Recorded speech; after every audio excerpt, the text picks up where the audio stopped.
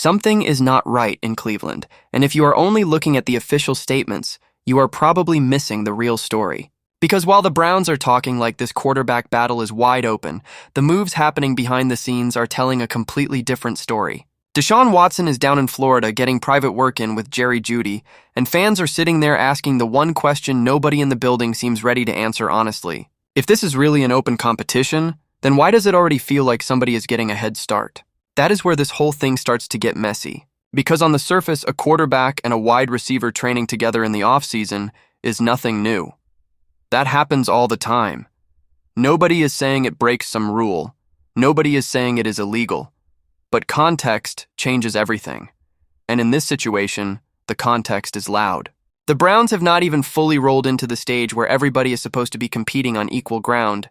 Yet one of the biggest names in that quarterback room is already building timing with one of the offense's top weapons. That is not just a random workout when the entire franchise is trying to figure out who should lead this team. That looks like positioning. That looks like somebody trying to walk into camp with chemistry already loaded up. And once fans saw that, the reaction was immediate. And once that feeling gets into the conversation, it is hard to get rid of it. But that was only the beginning. Because what really pushed this story over the edge was the gap between the public messaging and what people were actually seeing. The Browns have talked like reps need to be earned, like opportunities will come down to performance, like this thing is supposed to be clean, competitive, and fair. That sounds great at the podium. It always does. But fans are not just listening to quotes anymore. They are watching the details. They are watching who is around who. They are watching who is building rhythm early. They are watching who feels connected before the real battle even starts. So when the staff talks one way and the optics look another way, that is when people start feeling like they are being sold two different stories. One version for the cameras, and another version that is quietly unfolding behind the curtain. And that is a dangerous place for any team to live, especially when the most important position on the field is involved. Because once the trust in the process starts slipping, every move becomes suspicious. Every workout becomes a headline. Every rumor starts sounding more believable.